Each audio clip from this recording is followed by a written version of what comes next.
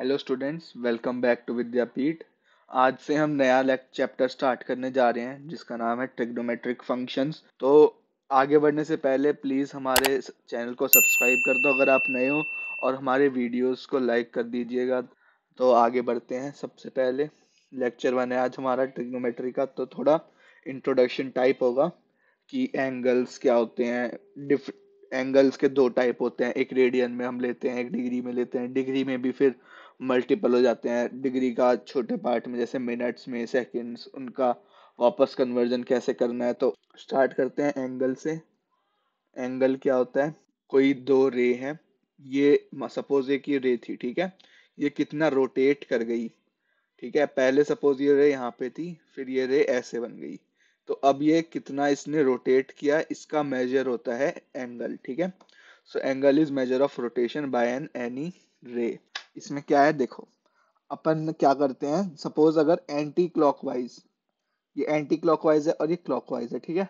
अगर हम anti clockwise rotation कर रहे हैं, जैसे ये रे था तो ये ऐसे होके ऐसे हो गई, ठीक है। तो ये एंटी क्लॉकवाइज रोटेशन हुआ, एंटी क्लॉकवाइज एंगल मेजर कर रहे हैं, तो ये इसे हम लेते हैं पॉजिटिव एंटी क्लॉकवाइज, ठीक है। और अगर क्लॉकवाइज रोटेशन हुआ है, सपोज ये था ऐसे में, ये ऐसे रोटेट हो गया, ये क्लॉकवाइज रोटेट हुआ है ना, तो ये होता है हमारा नेगेटिव, ठीक है।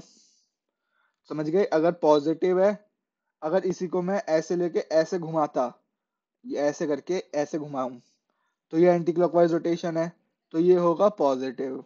और अगर क्लॉकवाइज घुमाया तो नेगेटिव, ठीक है। ये एक जरूरी बात है। नाउ एंगल दो टाइप से मेजर किए जा सकते हैं, एक होता है डिग्री में, राइट, इन डिग्रीज, एक होता है इन रेडियंस।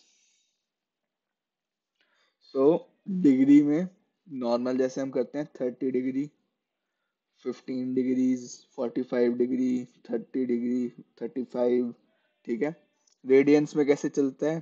पाई, 30 डिग्री होता है पाई/6, 15 डिग्री होगा पाई/12, 45 होगा पाई/4, ठीक है। ऐसे चलता है। फिर अब 35 का आपको करने के लिए भी कैसे करना है वो सब मैं बताता हूँ। सपोज ये रे थी, इसने ये एंगल बनाया 30 डिग्री का है, ठीक है सपोज। अब इसको हम रेडियन में कैसे कन्वर्ट करेंगे, तो उसके लिए हमें पहले रेडियन समझना पड़ेगा, ठीक है। तो तो ये ज़्यादातर सर्कल के उसमें होता है, ठीक है।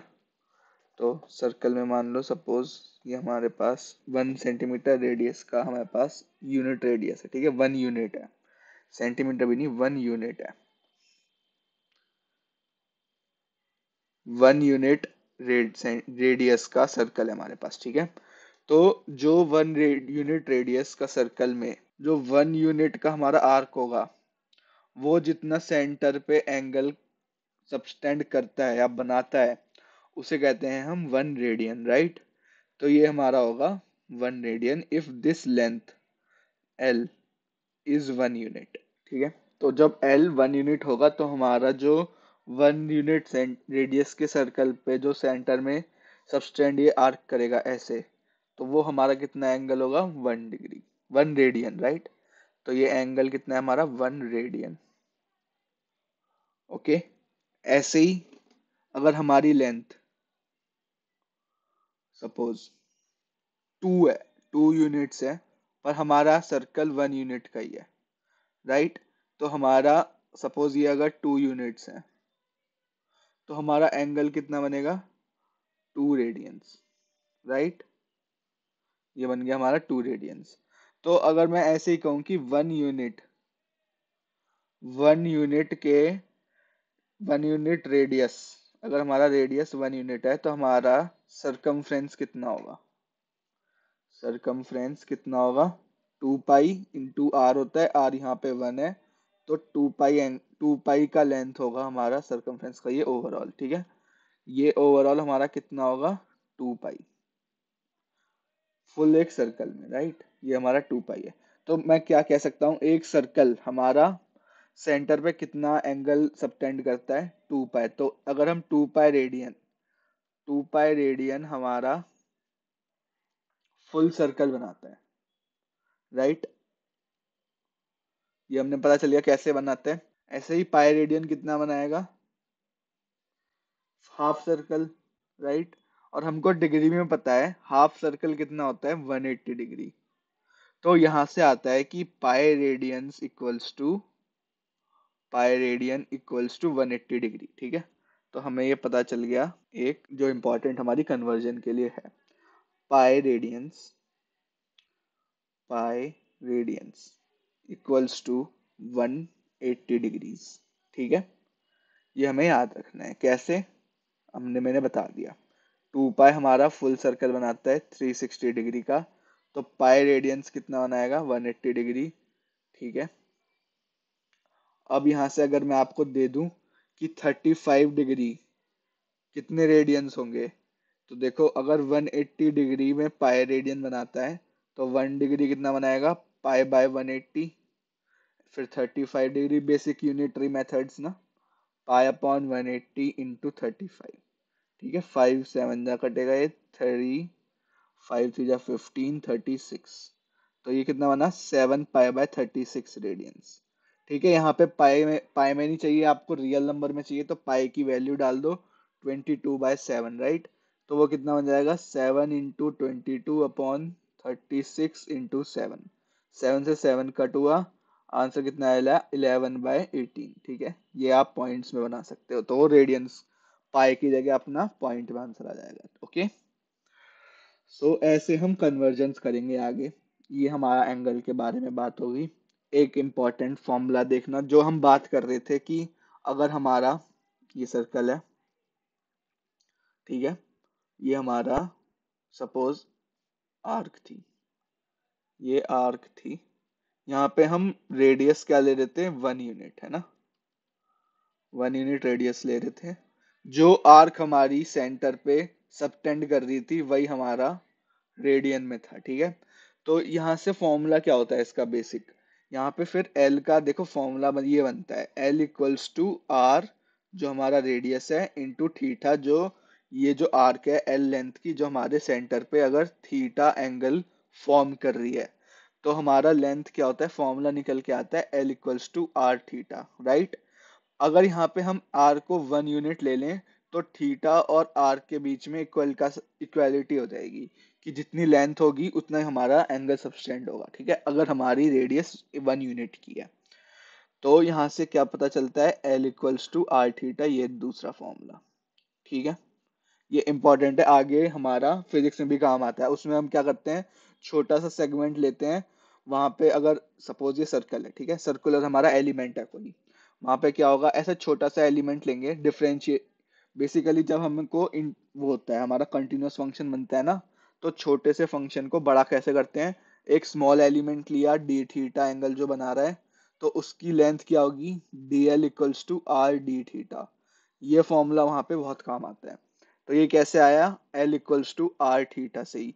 L हमारा बहुत स्मॉल होगा और वो बहुत स्मॉल एंगल सबटेंड करेगा, जिसे डी थीटा कर देते हैं, वो आप बाद में पढ़ोगे वहां पे, पर वहां पे ये फॉर्मूला काम आता है। ठीक है, तो इसीलिए इम्पोर्टेंट सिर्फ अभी इस चैप्टर के लिए भी नहीं, आगे चल के भी बहुत काम आएगा। L equals to R theta, right. So अब हम एक कॉन्सेप्ट पढ़ने जा रहे हैं मिनट्स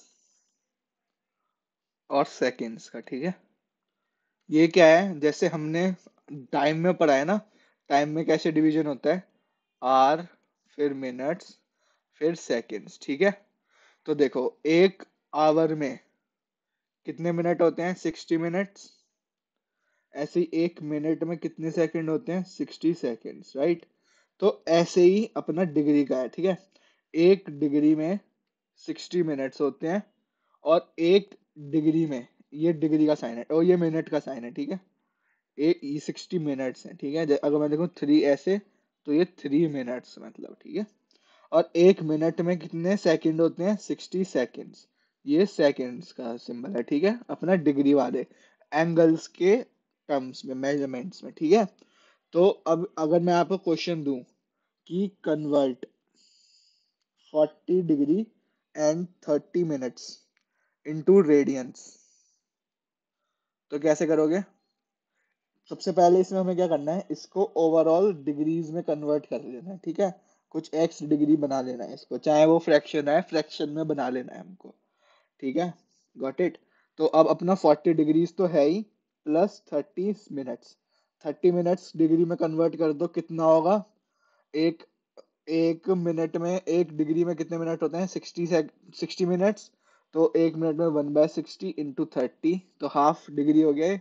तो 40 प्लस 1/2 डिग्री 40.5, या फिर 81/2 डिग्रीज। ठीक है, तो अब इसको हम रेडियंस में कन्वर्ट कर लेंगे, वही अपना यूनिटी मेथड। कैसे? 1 डिग्री में कितने पाई रेडियंस में 180 डिग्री होते हैं।